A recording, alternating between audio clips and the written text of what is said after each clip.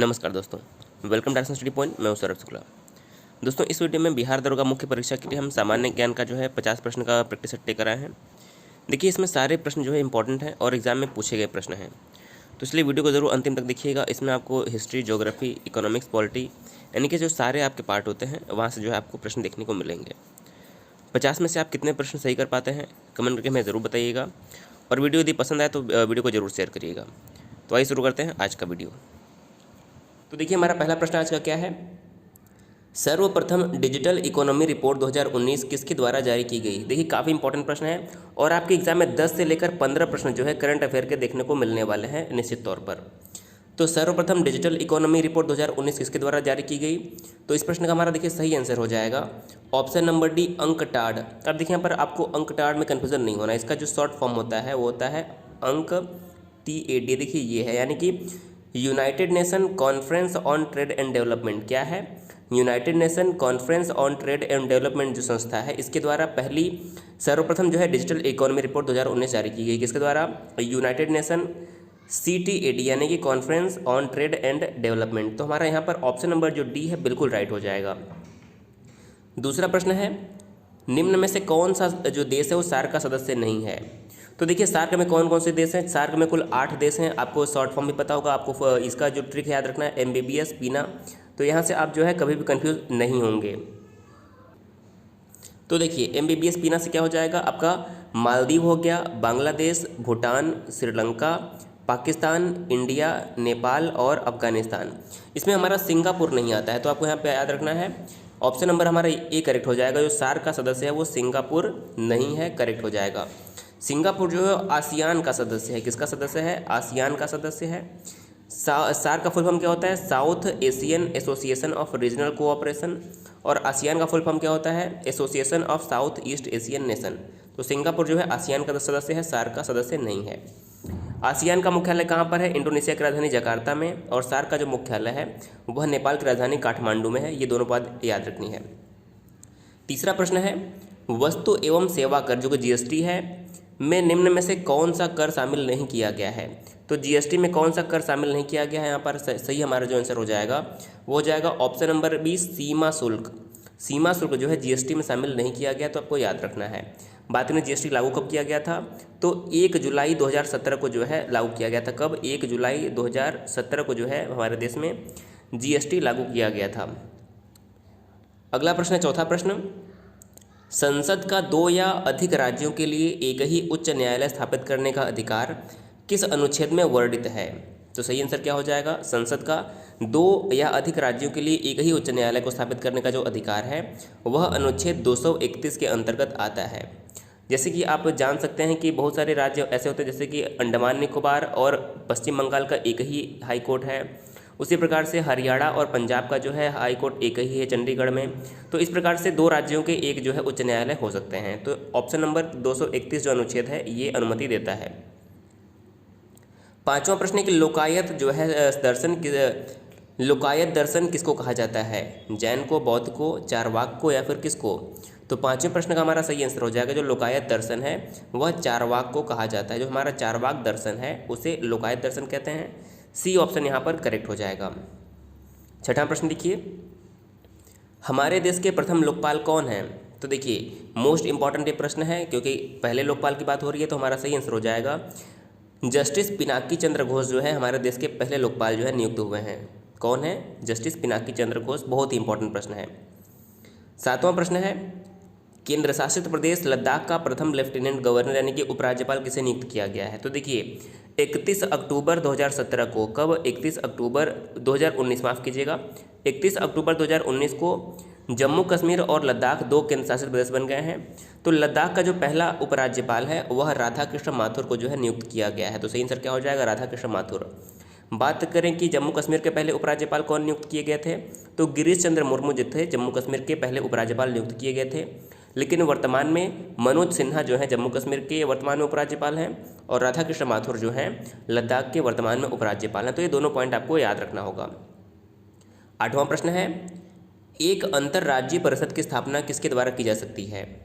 तो जो हमारा अंतर्राज्यीय परिषद होता है इसकी स्थापना भारत के राष्ट्रपति के द्वारा की जा सकती है। तो सही आंसर क्या हो जाएगा?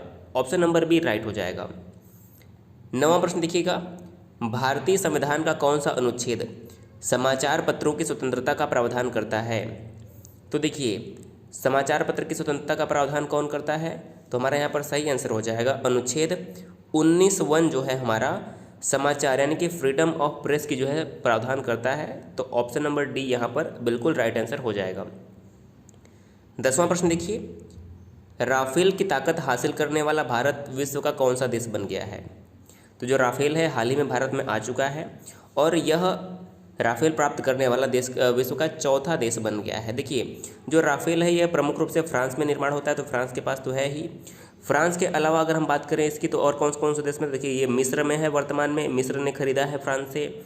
इसके अलावा कतर ने भी फ्रांस से ये खरीदा है और चौथा देश बना है भारत जो है फ्रांस से राफेल खरीदने वाला। तो चौथा, ऑप्शन नंबर बी चौथा करेक्ट आंसर हो जाएगा। 11वां प्रश्न है कि निम्नलिखित में से कौन जैव उर्वरक के रूप में उपयोग होता है? निम्नलिखित में से कौन जैव उर्वरक के रूप में उपयुक्त होता है? देखिए, राइजोबियम, नीलहरित शैवाल और एजोला। सही आंसर हो जाएगा उपयुक्त सभी, ऑप्शन नंबर डी जो है करेक्ट है, यानी कि जो तीनों हैं यह जैव उर्वरक के रूप में जो है प्रयुक्त किए जाते हैं। 12वां प्रश्न है, पिक्नोमीटर नामक उपकरण का प्रयोग किसे मापने के लिए किया जाता है? तो देखिए, जो पिक्नोमीटर नामक उपकरण होता है इससे घनत्व, मुख्य रूप से हम गैस डेंसिटी नापते हैं। क्या करते हैं? गैस डेंसिटी जो होती है उससे हम मापते हैं, किससे? पिक्नोमीटर से। तो यहाँ पर घनत्व जो है बिल्कुल राइट आंसर हो जाएगा। अगला प्रश्न है, अमृतधारा जलप्रपात किस नदी पर स्थित है? तो देखिए, जो अमृतधारा जलप्रपात है यह हसदो नदी पर है। किस नदी पर है? हसदो नदी पर है। और बात करें किस राज्य में है, तो ये छत्तीसगढ़ में है। काफ़ी इंपॉर्टेंट प्रश्न है, किस राज्य में है? छत्तीसगढ़ के हसदो नदी में जो है अमृतधारा जलप्रपात है। ऑप्शन नंबर डी यहाँ पर करेक्ट हो जाएगा। 14वां प्रश्न देखिए, उत्तल दर्पण द्वारा बन सकते हैं किस प्रकार के प्रतिबिंब? तो देखिए, जो उत्तल दर्पण द्वारा प्रतिबिंब बनते हैं वह केवल आभासी प्रतिबिंब बनते हैं। सही आंसर क्या हो जाएगा? केवल आभासी। 15वां प्रश्न है, विद्युत धारा द्वारा उत्पन्न करने की युक्ति को क्या कहते हैं? देखिए, विद्युत धारा जो उत्पन्न करने की युक्ति होती है उसे हम क्या कहते हैं? तो सही आंसर हो जाएगा जनित्र, यानी कि जो जनरेटर होता है यह विद्युत धारा उत्पन्न करने के लिए प्रयोग किया जाता है। जनित्र करेक्ट आंसर हो जाएगा। 16वां प्रश्न देखिए, निम्न में से कौन सा प्राकृतिक बहुलक है? निम्नलिखित में से कौन सा प्राकृतिक बहुलक है? तो यहाँ पर सही आंसर हो जाएगा option number B cellulose. Cellulose जो होता है हमारा ये प्राकृतिक बहुलक होता है। तो ऑप्शन नंबर यहाँ पर बी जो है बिल्कुल करेक्ट आंसर हो जाएगा। 17वां प्रश्न है, 1816 में सुगौली की संधि अंग्रेज एवं किसके मध्य के बीच में जो है हस्ताक्षरित हुई थी? तो देखिए, 1816 में जो सुगौली की संधि हुई थी यह भारत यानी कि ब्रिटिश जो कंपनी थी, ब्रिटिश और नेपाल के बीच में जो युद्ध के बाद सुगौली की संधि जो हस्ताक्षरित हुई थी ब्रिटिश के बीच में, अंग्रेजों के बीच में और गोरखा के बीच में। किसके बीच में? अंग्रेज और गोरखा के बीच में 1816 में जो है सुगौली की संधि जो है हस्ताक्षरित की गई थी। ऑप्शन नंबर बी करेक्ट हो जाएगा।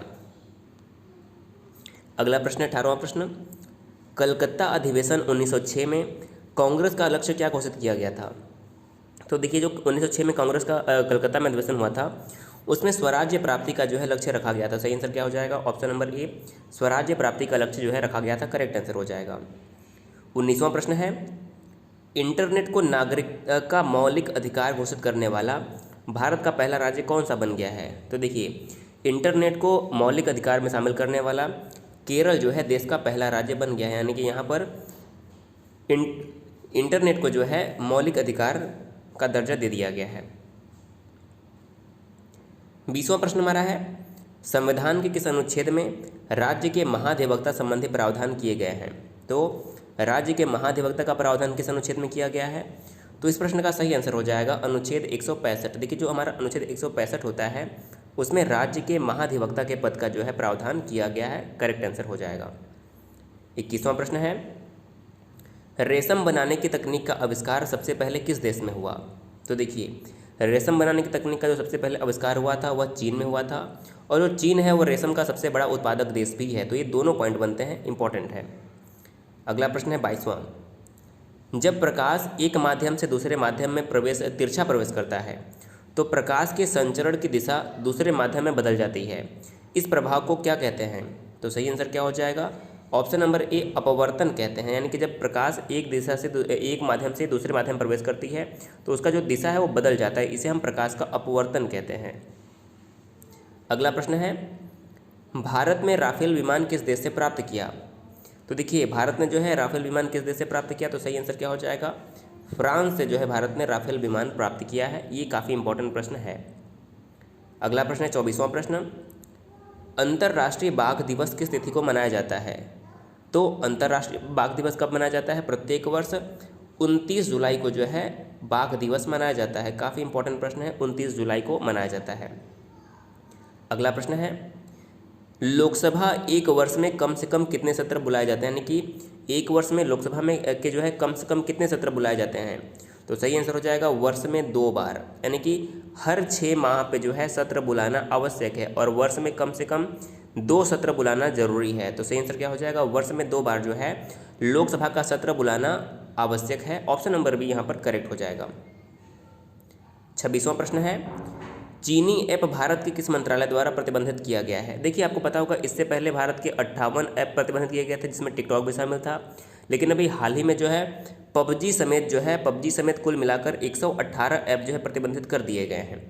तो ये प्रतिबंधित किया गया है इलेक्ट्रॉनिक व सूचना प्रौद्योगिकी मंत्रालय द्वारा। किसके द्वारा? इलेक्ट्रॉनिक व सूचना प्रौद्योगिकी मंत्रालय द्वारा।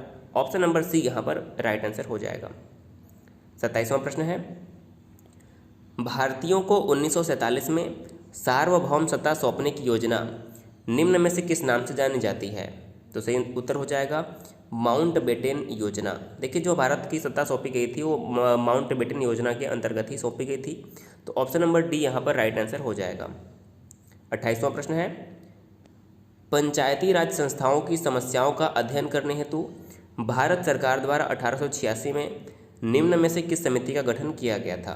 तो देखिए यहाँ पर बात हो रही है 1886 की, तो 1886 में किस समिति का गठन किया गया था? सही आंसर हो जाएगा LM सिंघवी कमेटी का जो है गठन किया गया था 1886 में। LM सिंघवी कमेटी हमारा यहाँ पर बिल्कुल राइट आंसर हो जाएगा। अगला प्रश्न देखिएगा, पोर्ट ब्लेयर निम्नलिखित में से किस द्वीप पर अवस्थित है? जो अंडमान निकोबार की राजधानी है पोर्ट ब्लेयर, यह कहाँ पर अवस्थित है? तो सही आंसर हो जाएगा दक्षिणी अंडमान में है। कहाँ पर? दक्षिणी अंडमान में जो है पोर्ट ब्लेयर हमारा अवस्थित है। अगला प्रश्न है, तिलक यानी कि बाल गंगाधर तिलक का नाम किस अखबार के साथ जुड़ा हुआ है? तो बाल गंगाधर तिलक का जो नाम है वह मराठा अखबार के साथ जुड़ा हुआ है। सी ऑप्शन यहाँ पर बिल्कुल राइट हो जाएगा। 31वां प्रश्न है, गुलबदन बेगम द्वारा रचित ग्रंथ कौन सा है? तो देखिए गुलबदन बेगम जो थी हुमायूं की बहन थी और इसने हुमायूंनामा की रचना की थी। सही आंसर क्या हो जाएगा? गुलबदन बेगम ने जो है हुमायूंनामा की रचना की थी, जो कि हुमायूं का जीवन चरित्र था। तो ऑप्शन नंबर सी यहाँ पर जिन लोगों ने भी चुना होगा करेक्ट आंसर हो जाएगा। अगला प्रश्न है, चीन द्वारा आधिकारिक रूप से दावा कर रहे चर्चित सकतेंग वन्यजीव अभ्यारण्य किस देश में अवस्थित है? यानी कि जो सकतेंग वन्यजीव अभ्यारण्य है इस पर चीन का दावा किया जा रहा है। वास्तविक रूप से यह किस देश में है? तो सही आंसर हो जाएगा यह वास्तविक रूप से भूटान में है, जबकि चीन इस पर जो है अपना दावा कर रहा है। तो ऑप्शन नंबर बी यहाँ पर राइट आंसर हो जाएगा। 33वां प्रश्न देखिए, हाल ही में किस संस्था ने कोविड-19 से बचने के लिए एक व्यवहार परिवर्तन अभियान navigate the new normal launch किया है? तो नेविगेट द न्यू नॉर्मल किसने लॉन्च किया है? सही आंसर हो जाएगा हमारे देश के नीति आयोग ने। नीति आयोग से बहुत सारे प्रश्न बनते हैं। पहला इसका full form national institution for transforming India. NITI Aayog के दोस्तों वर्तमान में अध्यक्ष हमारे देश के प्रधानमंत्री नरेंद्र मोदी हैं, उपाध्यक्ष राजीव कुमार हैं और CEO जो है वो अमिताभ कांत हैं। यहाँ से प्रश्न बार बार बनते हैं। 34वां प्रश्न है, पूसा सुगंधा 5 एक सुगंधित किस्म है किसकी? जो पूसा सुगंधा 5 है यह धान की एक सुगंधित किस्म है। सही आंसर क्या हो जाएगा? धान की यह सुगंधित किस्म है। ऑप्शन नंबर डी करेक्ट हो जाएगा। 35वां प्रश्न है, एरोपोनिक्स एक विधि है किसकी? तो जो एरोपोनिक्स है वह पौधे को हवा में उगाने की जो है एक विधि है। ऑप्शन नंबर यहाँ पर बी राइट हो जाएगा। अगला प्रश्न है, 1756 में अली वर्दी खां की मृत्यु के बाद बंगाल का नवाब कौन बना? तो 1756 में अली वर्दी खां की मृत्यु के बाद बंगाल का नवाब कौन बना? सही आंसर हो जाएगा सिराजुद्दौला। ऑप्शन नंबर डी सही आंसर क्या हो जाएगा? सिराजुद्दौला। 37वां प्रश्न है कि प्रोटीन बनाने के लिए कितने एमिनो अम्ल की आवश्यकता होती है? तो प्रोटीन बनाने के लिए कितने अमीनो अम्ल की आवश्यकता होती है? सही आंसर हो जाएगा ऑप्शन नंबर 20 यानी कि सी जो है 20 करेक्ट हो जाएगा। 20 अमीनो अम्ल की आवश्यकता होती है। 38वां प्रश्न है, किस खनिज को मूर्खों का सोना भी कहा जाता है, यानी कि ऐसा कौन सा खनिज है जिसे मूर्खों का सोना भी कहा जाता है? तो सही आंसर हो जाएगा ऑप्शन नंबर बी, पायराइट को जो है मूर्खों का सोना कहा जाता है। पायराइट करेक्ट आंसर हो जाएगा। 39वां प्रश्न है, भारत के किस गवर्नर जनरल ने 1772 ईस्वी में प्रत्येक जिला में 2 अदालतें निर्मित की, जिसमें से एक फौजदारी अदालत तथा दूसरा दीवानी अदालत था? तो सही आंसर हो जाएगा हमारा वॉरेन हेस्टिंग्स ने जो है, देखिए 1773 आपको याद होगा, 1772 में इसने जो है ये सब किया था। बाद में 1773 में रेगुलेटिंग एक्ट भी आया था, जिसमें हमारे देश में हाई कोर्ट की स्थापना की गई थी, जो कि यहीं से हमारे हाई कोर्ट का जो है प्रावधान लिया गया था। तो यहाँ पर वॉरेन हेस्टिंग्स करेक्ट आंसर हो जाएगा। 40वां प्रश्न है, निम्न में से किस जलधारा को हम्बोल्ट की जलधारा के नाम से भी जाना जाता है? तो हम्बोल्ट की जलधारा के नाम से किसे जाना जाता है? सही आंसर हो जाएगा ऑप्शन नंबर ए, जो पेरू की जलधारा है इसे हम्बोल्ट की जलधारा के नाम से भी जाना जाता है। अगला प्रश्न है 41वां प्रश्न, पंचायती राज संरचना में कितने स्तर होते हैं? तो देखिए जो हमारे देश में पंचायती राज व्यवस्था है वह त्रिस्तरीय पंचायती राज व्यवस्था है। अब ये 3 स्तर कौन कौन से, देखिए पहला हमारा होता है ग्राम स्तर पर ग्राम पंचायत, खंड यानी कि ब्लॉक स्तर पर पंचायत समिति, और तीसरा जिला स्तर पर जो है जिला परिषद होता है। तो ये हमारा जो 3 स्तरीय पंचायती राज व्यवस्था है यह बलवंत राय मेहता कमेटी की अनुशंसा पर जो है हमारे देश में लागू किया गया था। तो ये ऑप्शन नंबर सी याद रखना है, 3 स्तरीय पंचायती राज व्यवस्था हमारे देश में लागू है। 42वां प्रश्न है, पुस्तक the free voice on democracy culture and the nation, पुस्तक के लेखक कौन है निम्नलिखित में से? तो सही आंसर हो जाएगा रवीश कुमार। देखिए रवीश कुमार एक प्रसिद्ध पत्रकार हैं और इन्हें हाल ही में जो है रेमन मैग्सेसे पुरस्कार से भी सम्मानित किया गया था। रेमन मैग्सेसे को एशिया का नोबेल भी कहते हैं, तो ये काफ़ी इंपॉर्टेंट है, यहाँ से इनसे पूछा जाएगा। तो रवीश कुमार को रेमन मैग्सेसे पुरस्कार मिला था और इनकी पुस्तक the free voice on democracy culture and the nation, सही आंसर हो जाएगा ऑप्शन नंबर बी।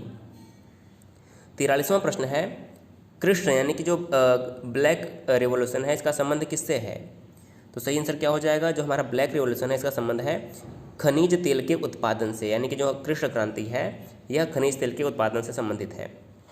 अगला प्रश्न है 44वां, निम्नलिखित में से कौन सा विषय संघ सूची में सम्मिलित नहीं है? देखिए प्रतिरक्षा, बैंकिंग और वायु सेवा जो है यह संघ सूची में है, लेकिन जो भूमि है यह संघ सूची में शामिल नहीं है। तो डी ऑप्शन हमारा जो है 44वें प्रश्न का राइट आंसर हो जाएगा। 45वां प्रश्न है, पारादीप बंदरगाह किस नदी के डेल्टा पर स्थित है? तो पारादीप जो बंदरगाह है वह महानदी के डेल्टा पर स्थित है, सही आंसर क्या हो जाएगा, महानदी के डेल्टा पर स्थित है, ऑप्शन नंबर बी करेक्ट हो जाएगा। 46वां प्रश्न है, प्रकाश का रंग निर्धारण होता है किसके द्वारा? तो देखिए जो प्रकाश का रंग निर्धारण होता है वह उसके तरंग दैर्ध्य से होता है, सही आंसर क्या हो जाएगा, वेवलेंथ यानी कि तरंग दैर्ध्य करेक्ट आंसर हो जाएगा। 47वां प्रश्न है, अश्रु गैस को किस नाम से जाना जाता है? तो अश्रु गैस को क्लोरोपिक्रीन के नाम से जाना जाता है, सही आंसर क्या हो जाएगा, क्लोरोपिक्रीन के नाम से अश्रु गैस को जाना जाता है, correct answer option number A हो जाएगा। अगला प्रश्न है, लेडी रतन टाटा ट्रॉफी का संबंध किस खेल से है? तो लेडी रतन टाटा ट्रॉफी का संबंध जो है वह हॉकी के खेल से है, सही आंसर हो जाएगा ऑप्शन नंबर सी हॉकी।